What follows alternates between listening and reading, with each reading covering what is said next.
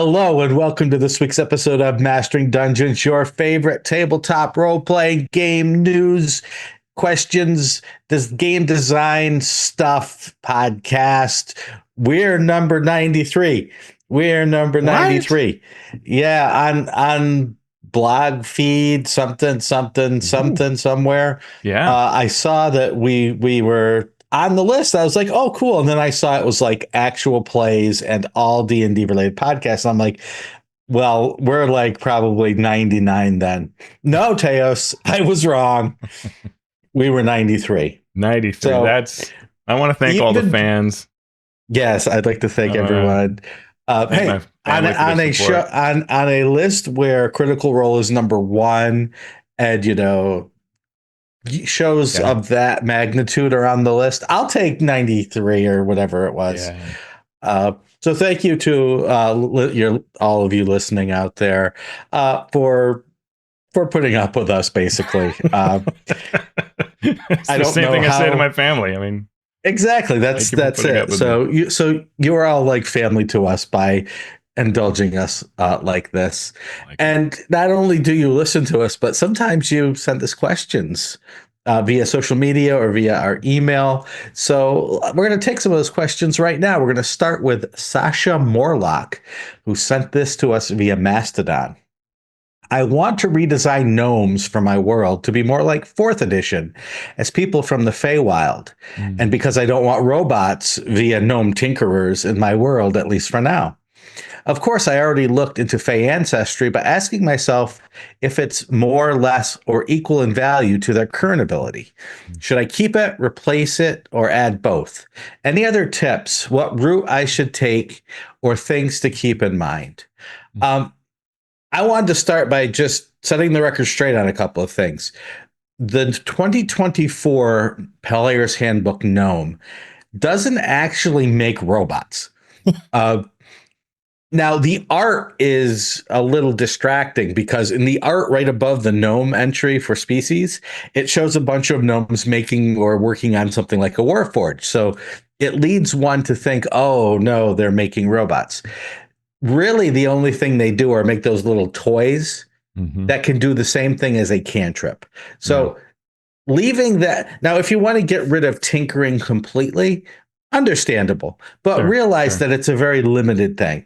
And second of all, it's funny that you said I want to be more like the 4th edition gnome, because in the original Player's Handbook, you could not play a gnome for 4th edition. Monster. You had to, they're a monster. You had to wait until the second Player's Handbook 2 came out to actually see the stats for a gnome. All right. So all that aside, Teos, I will now turn it over into your capable hands. Oh, well, that's a stretch, but I mean, Fey ancestry is you have advantage on saving throws you make to avoid or end the charm condition, right? So it's all very simple. I would say it's a little blah for me, but sure, you could swap that in. In 2024, gnomes have dark vision, 60 feet. They have gnomish cunning, so you have advantage on intelligence, wisdom, and charisma saving throws. So to me, that could easily be a swap, but I don't know that, that isn't your problem. And then the gnomish lineage is either forest gnome, and this minor illusion cantrip, and you can speak with animal, or you always have the speak with animal spell prepared, and you can cast it without a spell slot a number of times equal to your proficiency bonus. Then rock gnome, mending and prestidigitation, and then you can spend 10 minutes casting prestidigitation to create this tiny clockwork device you're talking about, armor class 5/1 hit point, a toy, a fire starter, or a music box, and you can determine its function by choosing one effect from prestidigitation, which is kind of clever design, right? You're sort of moving that spell that you cast forward into the device. And so it can do that effect whenever you or another creature takes a bonus action to activate it by touching it. So that's your kind of robot, if you will, and there's a few more other fine points there as to what it does. I think that if you don't like that rock gnome, right, we can look to sort of the forest gnome for their idea of what's going on there, rather than necessarily Fey advantage. But I don't know, what do you think looking at this? Yeah, I thought the forest gnome covered what Sasha was looking for. So I'm not sure if the idea is I want them to be more like 4th edition. I think that's what forest gnome does. It gives you that. Now it doesn't give you Fey ancestry, sure. And I'm okay with that. I'm okay with elves being that, and then gnomes being along those lines, but over here. Yeah. I would, what I would do, and I apologize for pushing a book, is go to any of the Ghostfire books that use the heritage system and just say, here's a list of all of the things that characters might have. Let me pick and choose 5 of them to make this what my gnome is. And that way you're starting from scratch, and you're really able then to differentiate the gnome that you want from the gnome that the 2024 book gives. Yeah. So and I think you could, that's an awesome system. I like that a lot. A5E, the Ian World system has, or no, it's Tales of the Valiant that has the culture versus heritage system, sort of splits it up, so you get that. I think in previous editions we've had the kind of more earthy gnome can speak with borrowing animals, and so you could look to something like that for inspiration. I love your idea of turning to the player and saying, hey, even if you just shove a bunch of books at them, like there's several Ghostfire gaming books at them, and say, hey, what do you like out of this? But then come back and tie it into this Fey essence in some way. That would probably give you and the player a bunch of ideas that you could play off of, which would be neat. If you're looking for like rooting the creatures in the game, like to say all gnomes are this, then you might just sit there and explore that Fey thing. I don't think it's really about the Fey ancestry, but more something like, do you want them to be able to like sense the Feywild when it's nearby? Do you want them to like, what could be a thing that would make sense and tie into your campaign that in a way that you want to support it? Something along those lines. Yeah, precisely. It's, if this gnome in 2024 doesn't work for you, what doesn't work for you? Because it's your world. So you should make it to fit the story that you are trying to tell. And if it's just your world and it's just for one group of players, then bring the players in and say, what do you see as gnomes in this world? And what would be exciting and fun for you to play? But if it's because you're building a world that's specific to you and maybe multiple players or multiple campaigns, then you need to step back and answer that question of, why are gnomes different than elves? Yeah. I think D&D, I suspect, in 5th edition has gone towards this tinker concept somewhat to kind of, honor a little bit of that story that's been out there, but also because things like speaking to borrowing animals is really hit or miss, right? Like you can see this at Adventures League tables, organized play tables, where, you're playing a character over and over again, and this never comes up because it's not a home campaign. It's just, people don't usually write an adventure thinking about giving you a borrowing animal to talk to, but it can be amazing and super powerful if there are actually a lot of borrowing creatures around and you regularly can get tips from them. And if it ties into Fey animal creatures and stuff like that could really make you into almost a mini druid, and it could be really valuable. So it really kind of depends on what you want to do. You've got the power here for it to represent your campaign, and that's what makes it awesome. And Teos's note on the burrowing mammal right there is hugely important, because if you do make your own trait or pull a trait or change a trait, you want it to make sense and not be game breaking, especially if you're designing for more than just your group or yourself, because as Teos said, it could be super fun, but it can also be highly variant from table to table, where I take my gnome to this table and the game master basically gives away the whole plot of the story because this badger who lives outside the dungeon tells me everything that's going on. Whereas this other game master, I take my gnome to them, and all the badger will tell me is, I'm hungry, I'm hungry, I'm hungry, over and over and over again, because there's no rule to say exactly what a creature can relay, that sort of thing. So that's just one more deeper into game design look at why you need to, if you're planning this rule to go out to everyone, be as specific as possible without damping down the the DM's discretion. Amen. Love it. Yep. Next question comes from DT Norris via our Patreon Discord. I realize this is a perennial question for the hobby.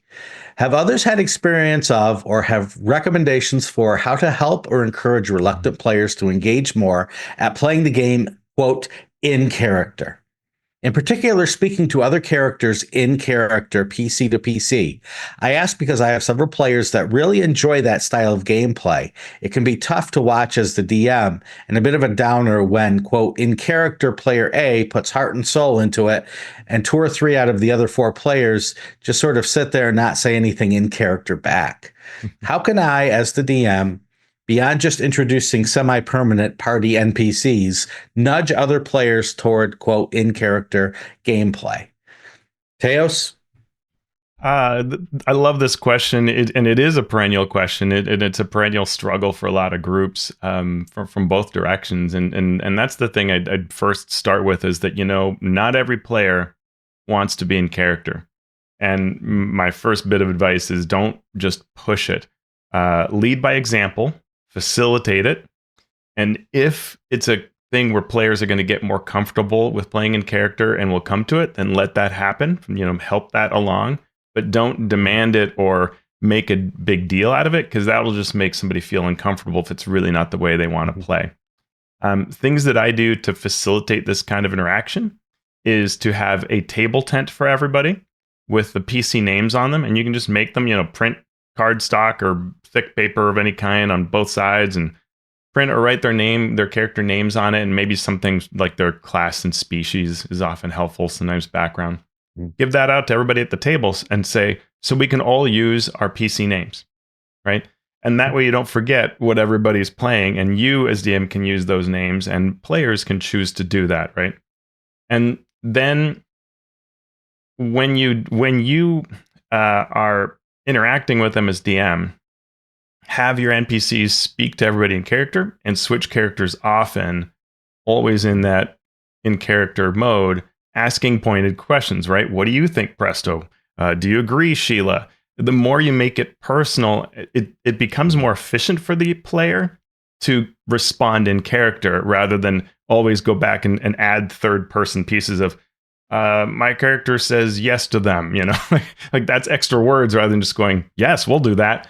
And so the more that you're doing kind of important questions back and forth, it just is more efficient to be in character, and that may help. Yeah. So everything that Teos said, the first question I ask myself when someone is not playing in character is, are they uncomfortable doing so, or are they dreading doing so? Mm-hmm. If they're dreading doing so, then very, very light touch, right? You don't want people to dread playing. If they're just uncomfortable, or if they're just not quite sure how, then what Teos said fits perfectly. There are ways to help them along. Other things that I've done that I've found to be helpful are start with something that doesn't involve a great deal of speaking or a great deal of time. Start with something like, what's your character's facial reaction to what you just saw? What hand motions did you do when you were trying to warn the other players without talking to back up, right? Mm-hmm. Do that sort of thing. Start with nonverbal to get players, and then you can slowly work into one-word things. Give me one word to describe what Presto's magic missile looks like. Mm-hmm. That sort of thing. So start with physical pantomiming, then go to one word, then go to 3 to 5 seconds in the spotlight. And then just slowly, and don't make a big deal about it when they do, right? Say, that's great, and then move on to the next thing. So you're not like heaping embarrassment on them, even if they did a great job. You just say, awesome. And let the other players who are more comfortable doing so sort of lead the way. But also, don't call on the good or the enthusiastic role player to do the 20-minute soliloquy and then expect the other player to do right. So maybe talk to the other players beforehand and say, I'm going to ask a question. Keep your answers short. Yeah. Just to model what the action that you're looking for at the table. Yeah. So, right, it's small steps. Yeah, absolutely. And the being in character is one part of it. Behind it can be if these are players who aren't really engaging with you, right? Like I'm very lucky right now. I've got this home group that we've been playing in. We're all having a blast and telling each other how much it's fun. And it's in part because people really lean into the characters and they're doing really cool stuff. I don't think that it matters so much that it's in character, though that is important, but it's that part that they're really engaging with the story, making fun characters. They could be describing them in third person and it would all be fine, right? It would still be super awesome. And so I think the thing is sometimes we have players that are just happy to not be very engaged, which is a separate issue. And that may be a barrier, right? Where you're just, boy, I don't love playing with them because they're distant from it. And they're just sort of moving around. Like I've played, especially in organized play games, where people will be just knitting at the table or playing a handheld video game while playing. And yet would come session after session after session to this store or convention or whatever. They're clearly having a great time. They're not really the kind of player I want to have at my table. Right. And so as a convention DM, I don't mind running them. If they were in my home game, I would say, I think we have different styles. Yeah. And on Teos's point there about that sort of engagement or doing other things at the table, also be aware of people's neurodivergency, right? There are some times when people are doing other things at the table, and I might think they're not engaged, but they are engaged in their own way.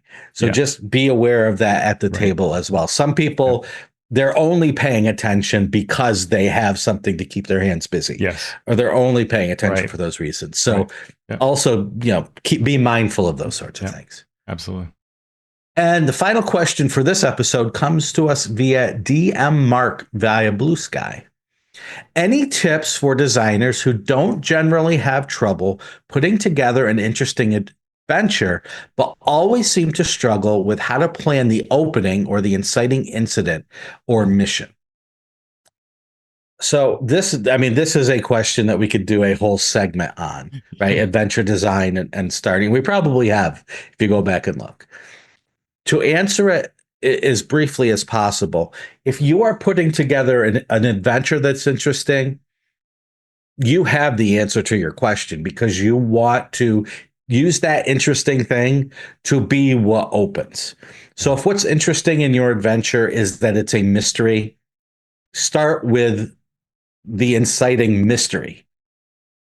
If what's cool is some monster that you've created that's going to beguile and blow the characters' minds, leave a hint as the inciting incident that this is what this monster does. Are these piles of diamonds on the ground in the shape of people? What is going on? Well, it's the monster that turns people into diamonds. Okay, so you're putting that out there. But the deeper question is, you have to answer, what is this adventure about? Or what is this adventure's form? Is it a one-shot adventure with pre-gens? You're going to want to start differently. Is it a adventure in the middle of a long-running campaign? You're going to be able to do other things with that. For me, the challenge of opening encounters is exactly the same challenge as writing fiction. And that is, you have to provide information, but you can't provide information in a way that detracts from the adventure and the fun and the tension. So getting that information to the players as efficiently as possible while still moving forward with action is what an inciting incident or an opening encounter needs to be about. Yeah, the beginning of the encounter, if you think about movies or TV shows or whatever, the intro frames the situation, gathers the party, right, the protagonists together in some way so that they can develop a kind of rapport that they're going to need later on, right? Either as the audience or in this case each other, so they can know what they're all about, and propels you towards that adventure. And the best situation is where you're doing one or multiple of those really strongly, right? So it can be like, hey, we have to go to Icewind Dale before the storm closes the pass. I mean, there's been this unusual cold, and this is the last caravan. You're getting paid to do this. That's not really the adventure itself, but it's a propelling reason.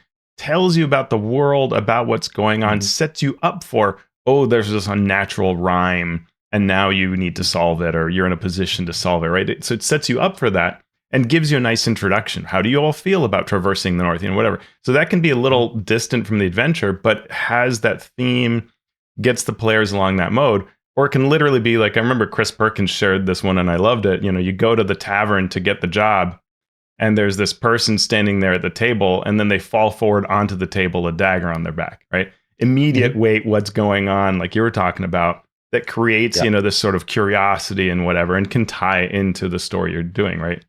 Yep. And there is no perfect introduction because there are so many different kinds of players. Some players want to know everything about their character, about the other characters, about the situation, about the world right away. And they're not happy until they have everything. And that's what session zeros are for, right?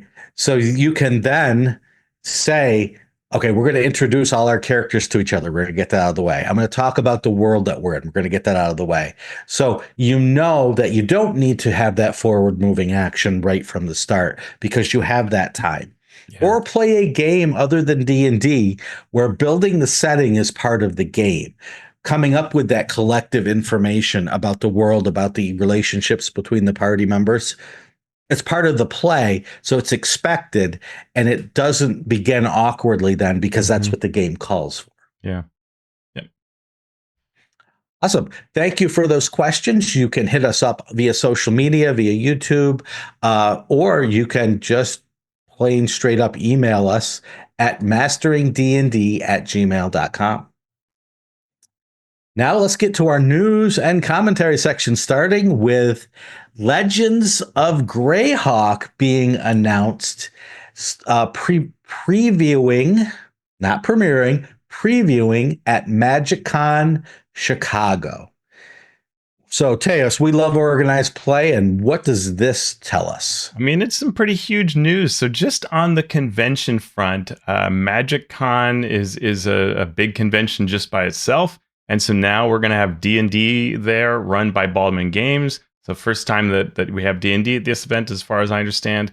This is February 21st to 23rd, and tickets are on sale by the time you're listening to us. We've got a link in our show notes, or mcchicago.mtgfestivals.com. But it's huger news because this is a brand new organized play program called Legends of Greyhawk. And that is something that we haven't had in quite some time, an auxiliary kind of program. And it has the feel of it being different, new. It's not part of Adventurers League. It doesn't follow. It has its own rules, right? So that's really interesting. Yeah, and there's an article on D&D Beyond that provides a few details. The campaign will use 2024 rules. D&D Beyond can be used for character creation. The campaign takes place in the 2024 Dungeon Master's Guide's time period for Greyhawk, which is 576 CY, and starts in the Central Fleneus. The focus of the campaign will be convention play. That's where special events will happen, although there will be ways to play both online and away from conventions. The adventures are supposedly shorter. So normally you're looking at 4-hour time slots. We don't know exactly what shorter means at this point, but probably less than 4 hours. Yeah. And there will be ways for premier organizers to create adventures for this campaign. Here's the quote. The first adventures, part of a preview for the campaign, are a featured part of MagicCon Chicago's D&D experience. Those adventures will be exclusive to players at that event for some time, and then will become accessible at other conventions during late spring and summer. At Gen Con 2025, a full launch of the campaign is planned. So interesting news. We will keep our fingers on the pulse of that. Teos, did you have any other thoughts? I think that what the campaign should do is take lots of Forgotten Realm NPCs and move them into Greyhawk. It's a great call, Teos. That's a great call. Maybe even bring them over from Eberron and yeah. And Lord of the Rings. Why not? Yeah, steal some of those Forgotten Realms characters like Tasha. Sure.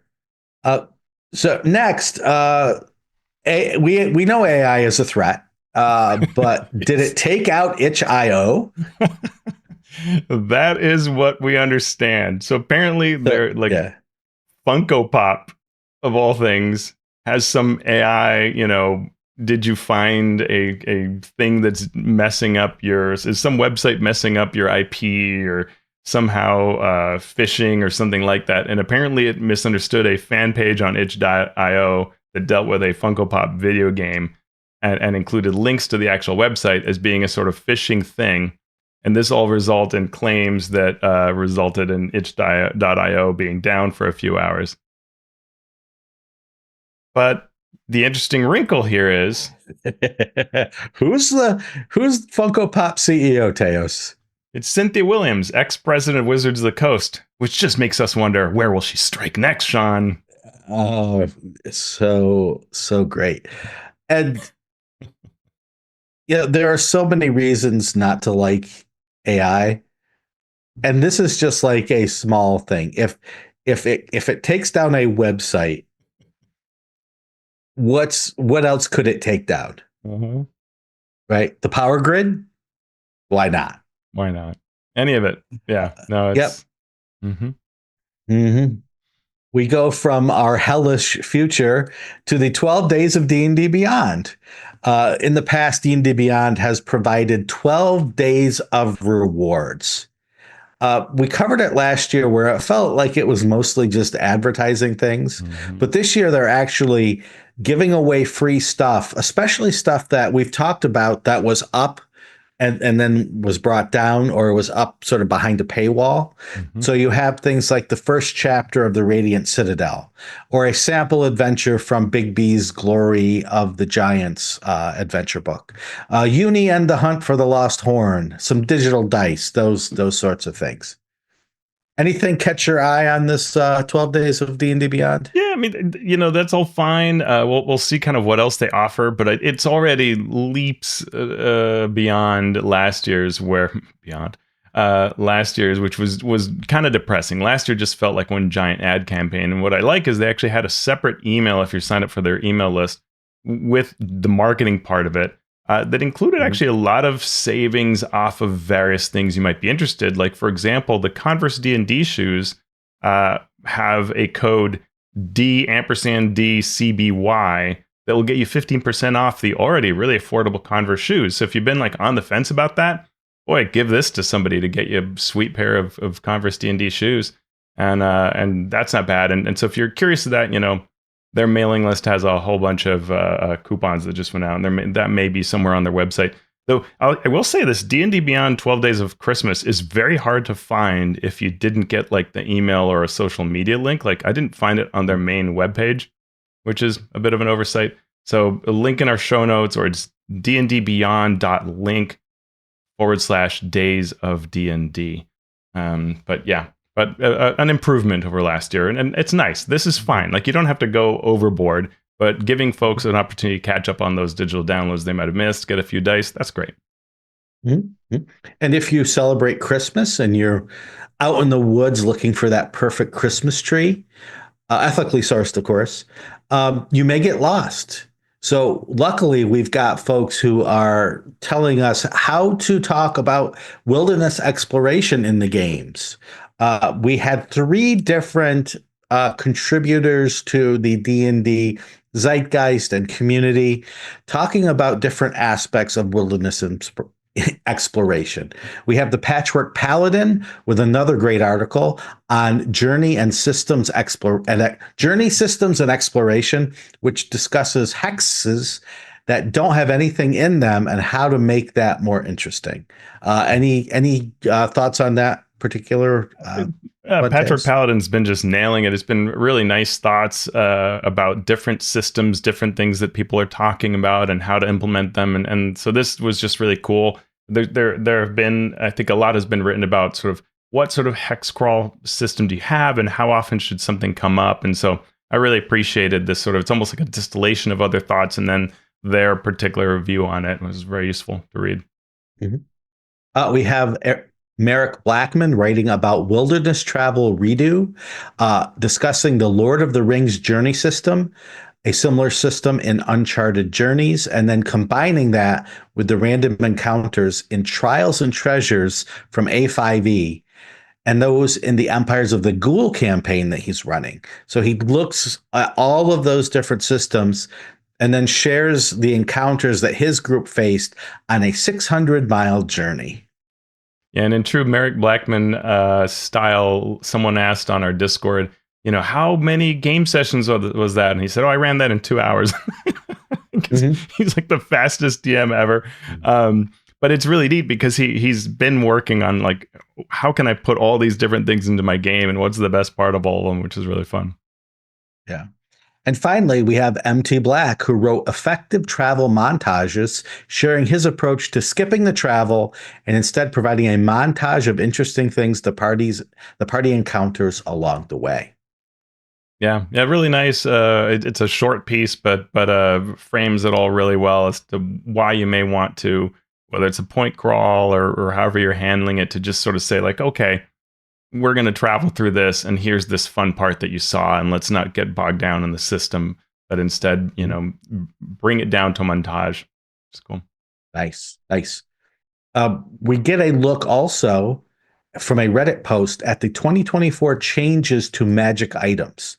This was on the Adventurers League Reddit. It drew a little bit of attention. It lists magic items that have changed between 2014 and 2024 and how the changes can have an impact in Adventurers League play, but also it might be interesting for any DM or game designer. What were some of the examples that were shown, Teos? Yeah, like Winged Boots is an interesting one. So now it's a magic action to activate it. It has 4 charges, and each charge lasts 1 hour, and your fly speed is 30 feet instead of your walking speed. So I thought that was a really good example of one where, a number of little changes to make it, you're still flying around, but it's in a different way now, and you've got to use this magic action. The Cube of Force is completely different. Each side casts a spell, and all of that previous, like, blocks this kind of thing feature is removed from the item. Rings of Resistance, like fire resistance, cold, etc. Those are now not attunement. So you could actually have a lot of them. And being this an Adventures League Reddit, it's like, hey, you might find a character that has, 10 rings or however many resistance rings they can come up with because, hey, half damage from all these different sources, right?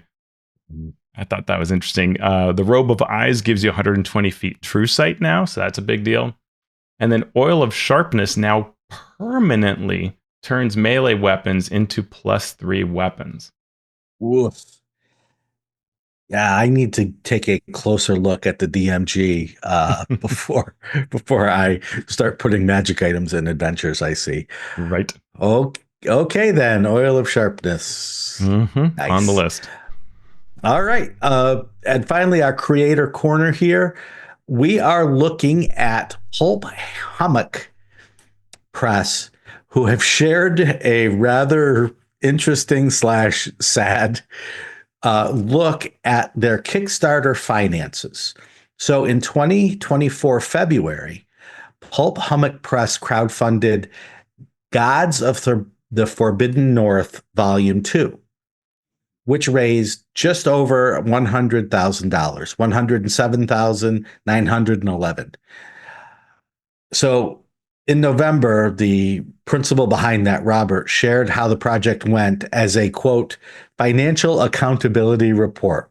Teos, you want to walk us through this? You're our money break it down guy. I'm glad to, which I think is awesome, right? Because you just see 107,000, you think, wow, that's great. I would kill to be the person that could get 107,000 on their Kickstarter. Well, maybe not.